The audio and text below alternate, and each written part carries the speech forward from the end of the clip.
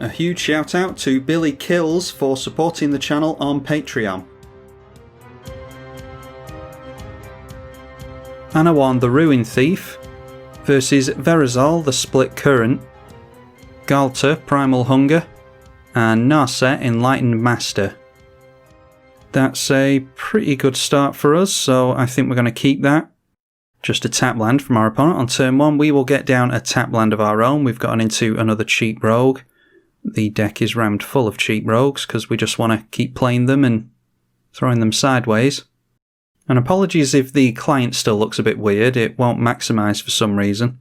And yeah, I'm still struggling with the whole getting to emulate Windows on this machine. I'm a bit closer than I was previously, but it's still not had all the kinks ironed out yet, as of the time of recording. Then a Rampant Growth from the Simic player will get them into another land. And we get into one of our lords, that's good. I think we have to get the Bitter Blossom going. That does make fairy rogues, for any of you that weren't aware. Then a Strionic Resonator from the Narset player, being played by Bootleg Greedo, by the way, who has told us that it's not a very powerful version of Narset. Beastcaller Savant coming down for the Mono Green player, and swinging in at us straight away, probably because of the Bitter Blossom. A 4th land being played and seeing the first kicker spell of the game, that is Vastwood Surge. Search your library for up to 2 basic land cards and put them into play tapped. If the spell was kicked, put 2+ counters on each creature you control. That's good with your commander because they have to constantly remove counters from that. Bitter Blossom triggering for us now. We get into Notion Thief, that might be handy, but we need to draw into some cards first. I think we'll just hold on to our Lord and we'll play it at the end of someone's turn. Don't think we're going to see any commanders just yet. So Ghostly Pilferer won't likely draw us any cards. Narset just tapping out and swinging in over at the Simic player this time with the Mana Dork. Then they don't do anything with their mana either, so we go over to the Simic player. And they get down their Verazol with 2+ counters on it. And then immediately sacrificing it for a Primal Growth, which does have kicker, but clearly that kicker cost is not going to be doubled up by the commander because it's in the command zone by now. Anyway, that is search your library for a basic and put it into play. Once they've got more creatures in play, they'll be able to double that up by sacrificing something other than their commander. At the end of their turn, we'll get down the Soaring Thought Thief, and Bitter Blossom giving us another rogue. We get into a morphing pool, that's really good, that's exactly what we need. Now then, let's swing everything in towards Verazol because they are ramping like crazy over there. And we'll mill them out of a couple of cards. They take the hit as you would expect, so we'll play our land. And let's get down the Changeling Outcast. That's going to be an unblockable creature of every type, including rogue, of course. And then let's get down the Ghostly Pilferer, just in case we see anyone cast their commander. Mainly the Simic player cast their commander. We'll draw a card with that. Just looking at the graveyards now, a Growing Rites of Itlamok was milled over here. There's a Greater Good. Is it Signet and Thran Dynamo going down for the Jeskai player? And our dinosaur friend over there getting down Guardian Project. The Beastcaller going back in at the blue-green player. Oh, and there's a Nyxbloom Ancient now, immediately tapping it down for 3 mana. Getting themselves into Saproling Infestation. Whenever a player kicks a spell, you create a 1/1 Saproling token. We do have the new Kicker Rogue in here, actually, so that might be relevant. We might end up littering our opponent's board with Saprolings. Another land for us is really good, so we can go for our commander. But I think we have to go for the throat on the Nyxbloom Ancient before it does any more damage.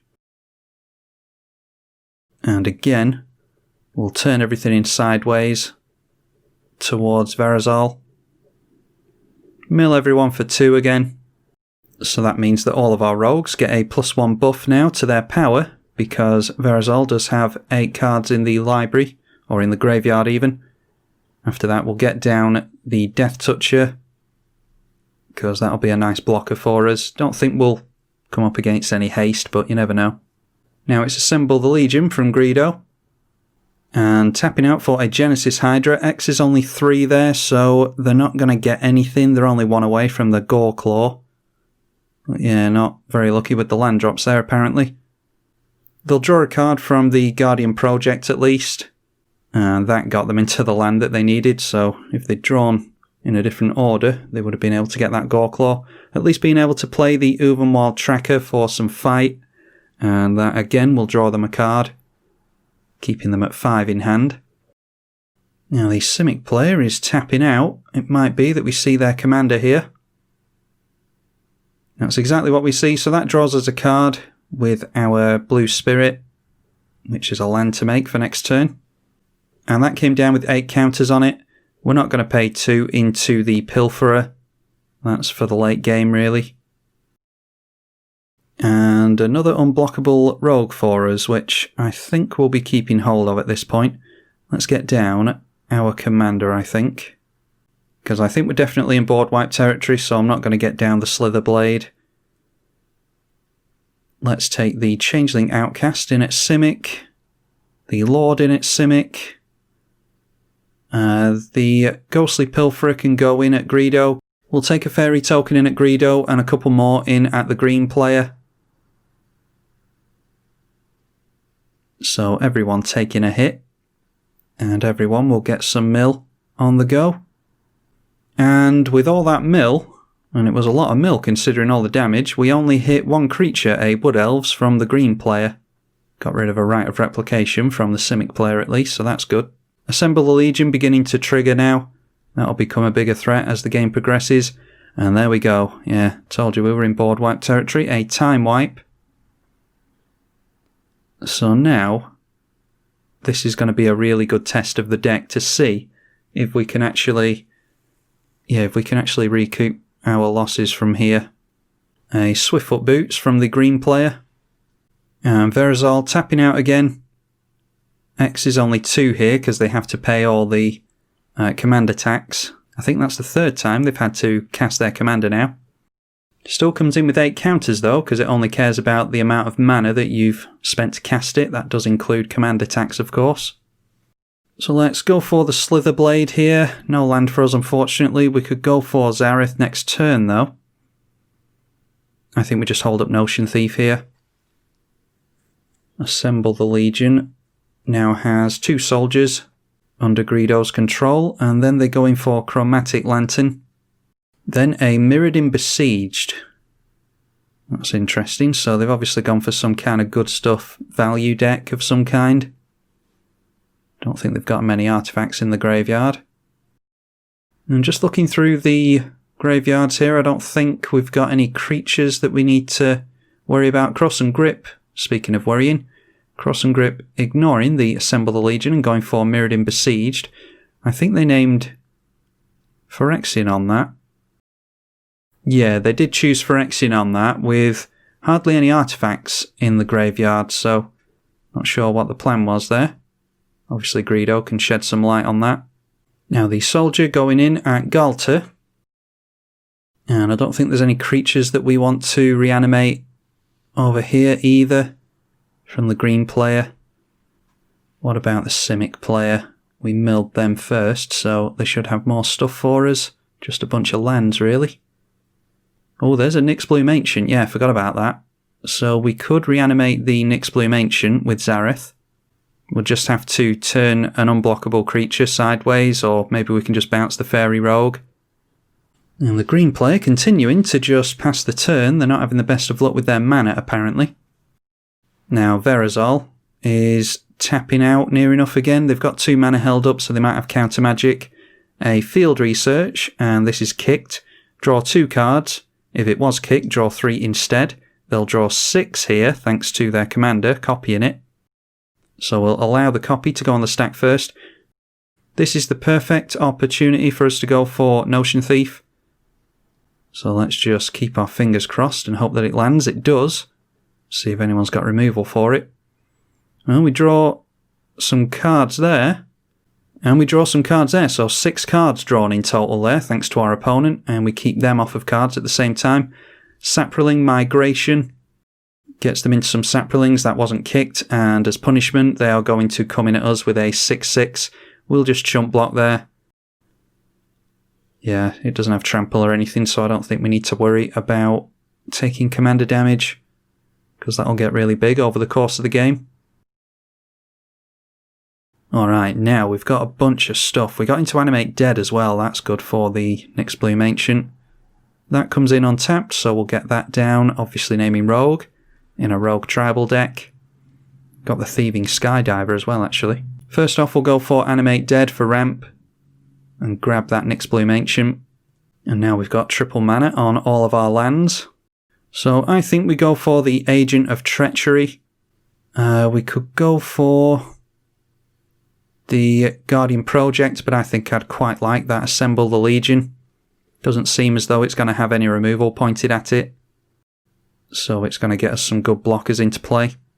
And then maybe Thieving Skydiver. Yeah, let's go Thieving Skydiver here because it's a good one to bounce with Zareth.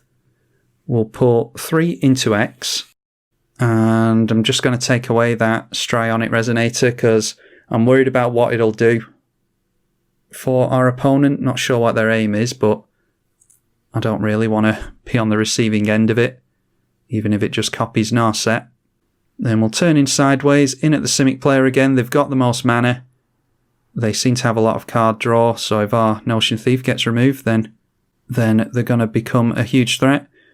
Let's just discard some lands here, going down to 7 hand size. So I was wondering how well we would recover after the board wipe. That was the thing I was most worried about in this deck, was being able to recover from removal and board wipes. But apparently we're going to do quite well with that. Oh, it's mine now, Greedo. I am a sticky bandit. Real cute. Very cute. Underworld Breach coming down for Greedo. And it's not keeping track of their mana for some reason. The client's being a bit weird. But they've got 4 available, right? So going in for Thran Dynamo. That will go in for another rock, I imagine. Yep, goes in for a Talisman.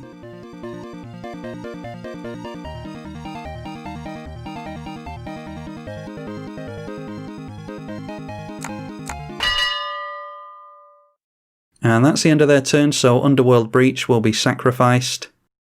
And a Lurking Predators comes down from the mono green player. I bet they'll be able to get a lot of creatures off of that because I don't think any of us are going to stop casting spells anytime soon. Now a Thicket Elemental, another kicker spell as you would expect. When it enters the battlefield, if it was kicked, you can reveal cards from the top of the library until you reveal a creature. You put that creature onto the battlefield. And because it was kicked, they will get a Saproling. They'll also get a copy of the Thicket Elemental. So for 7 mana, they're going to end up with 4 creatures here. The first one being Tazim Royal Mage. That's only a 2/1. When it enters, if it was kicked, return an instant or sorcery from graveyard to hand, so that hasn't done anything for them. And haven't had a chance to look at the other creature yet. We've just got everything swinging in at us. Bunch of Saprolings and a 4/4, so let's block a Saproling with our 2/3. And I think we'll just let the rest through. Yeah, the board was moving around all over the place there, so I'm not sure what other creature our opponent got. I'll have a look in a minute. Assemble the Legion, going to get out a bunch of soldiers. Now, let's have a look over here. Tazim Royal Mage we saw. That's the one. Elfheim Druid. Yeah, that's just a mana dork. No need to worry about that. Let's swing in the Thieving Merfolk at the mono green player. The Notion Thief can go in that way as well. The Unblockable goes in towards Simic, as does the Fairy Token. And we'll leave Greedo alone for now. Then in response to blocks, I'm going to... The reason I've taken the thieving merfolk in at Ghalta is because I want to put Zareth in play and bounce the merfolk back to hand. We'll put that in, attacking the mono-green player because I spotted a Vorinclex when I had a look through the graveyard. So there's a Vorinclex. I must have missed it before. Let's put that into play under our control because Zareth does hit them. And now, looking at the mana, I think it's best if we go for Phyrexian Tower. Yeah, because then we'll have 4 mana. We'll just get rid of a tapped rogue. And then we'll play in the Una's Blackguard. That will trigger Lurking Predators. And they get themselves into a mana dork, which will draw them a card with Guardian Project. Or actually, it draws us a card with Guardian Project. That's really good. So we get into Body Double, which will be able to become a copy of a creature in a graveyard. And then with that, let's get down that Thieving Skydiver again. I want to get that Swiftfoot Boots onto the Vorinclex. And because we cast a spell with Kicker, we're giving our opponents Saprolings. They get another mana dork in Karametra's Acolyte. They've got the Gaia Sage as well. We draw into another card. That is the Sword of Sinew and Steel. Let's take the Swiftfoot Boots. Oh, and actually I put 3 mana into X, didn't I? So, ugh.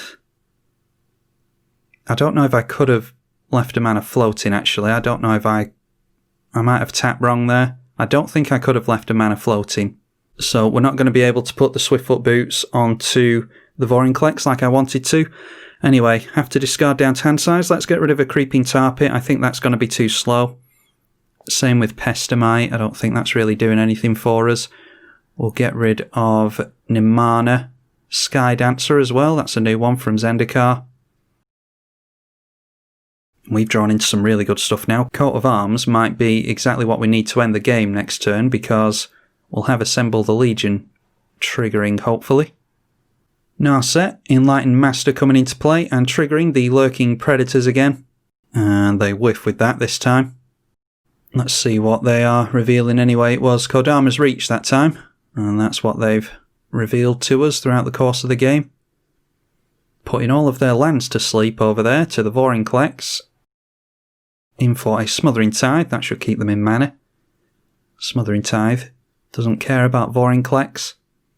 Yeah, Thieving Skydiver is really good. It actually enabled the Agent of Treachery there, because we control 3 of our opponent's permanents, the Swiftfoot Boots, oh actually 4, Swiftfoot Boots, Vorinclex, Assemble the Legion and Strionic Resonator. That's why we drew the 3 cards at the end of the turn. Agent of Treachery wants to see that we have stolen cards from our opponents in order to draw us cards. Now then, Ghalta has plenty of mana here and 5 cards in hand. I assume they can do something good. Deciding to tap some lands and their dorks for the Ghalta Primal Hunger. So they'll have 3 lands that don't untap next turn. They will draw us a card with the Guardian Project. It evolves the Gaia Sage as well. So that'll tap for even more mana. A land for us. We are not going to pay for the Tithe. So Ghalta is a 12-12 with Trample. We need to try and end the game as soon as we can because we're not going to be very good at blocking a 12-12 with Trample with all these weenies that we're getting into play. Although Coat of Arms could change that, I suppose. Now the Verazol player tapping into the Vorinclex as well. And they go for Untamed Karvu. Vigilance Trample 2-2. If it was kicked, it enters with 3+ counters on it. It was kicked, so they'll get a couple of 5/5s here with Vigilance and Trample, as well as a Saproling. And they trigger the Lurking Predators as well. They've revealed a Triumph of the Hordes and Forest off of the Lurking Predators. Good to know they have Triumph of the Hordes in the deck. They could one-shot someone easily with their commander. Verazol is now down to 2+ counters on it. And just swinging in a bunch of stuff at us. We're not really worried about anything they're swinging in with, to be honest. So let's block the 4-4. The original 4-4, not the token one, with the Vorinclex. block the commander with a 2-3. That might encourage them to tap out and get it out again. I don't think they can afford it actually, but I'm happy for them to tap out into a Vorinclex. Use the Thieving Merfolk to get rid of a Saproling. And we'll take a hit for about 8, I think it is. Now tapping down even more mana, 2 cards left in hand. And seems as though they're tapping out 5 mana being produced. And going for Seedborn Muse, alright, well, you don't care about Vorinclex when you've got Seedborn Muse. Wouldn't mind destroying a Seedborn Muse and then going for a body double. Ghalta continuing to not get any creatures off of their enchantment, just revealing another forest. And let's go Sword of Sinew and Steel. I don't think we're going to see any counter magic from Greedo, but I'm just going to try and encourage it. And if this lands and we hit our opponent, we can always blow up the Thran Dynamo or the Chromatic Lantern. Sinew and Steel lands, so we'll put it on the unblockable creature. And that jumps up to a 3-4 that can't be blocked. And I suppose if we don't manage to win next turn for some reason, we can always wipe the board, but I think we've got too commanding a presence to even consider wiping the board, to be honest. So let's just go in for Coat of Arms. See if they get anything with the Lurking Predators. They do not. The bad luck continues for them. Our creatures get a massive buff. I think I'm just going to go for a Hail Mary attempt at winning here. Let's go in for our commander. And trigger the Lurking Predators again. Yeah, just revealing a bunch of forests off the top there. They've been very unlucky with that. Let's put the Swiftfoot Boots onto the Fairy that has a plus counter on it. Just in case we don't win here, we can have someone discard a card at least. Now it's the Black Fairy in its Simic. Then we'll take in Zareth right down the middle. The Fairy token that will have someone discard right down the middle. Zareth is a 14/14, so Ghalta can't block it. Then I think all these soldiers can go in at Greedo. We're just going in for an Alpha Strike here, so I'm thinking that we can win. Greedo can take the Sword of Sinew and Steel as well, and then the Thieving Merfolk can go in down the middle. That should be enough evasive attacks for us to win this one. The mono green player decides to scoop, so obviously they think they're done for. And Greedo, yeah, being killed with his own soldiers, I didn't even realise that. Verazol deciding to scoop as well.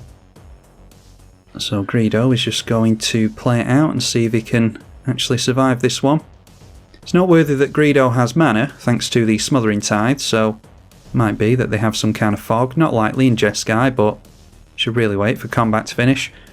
Anyway, managing to take out all 3 players there in one fell swoop. Wasn't sure how we would do there after the board wipe, but I think the star of the show was Notion Thief there. Not sure who we would have taken with the Zareth. Don't think they had any creatures for us.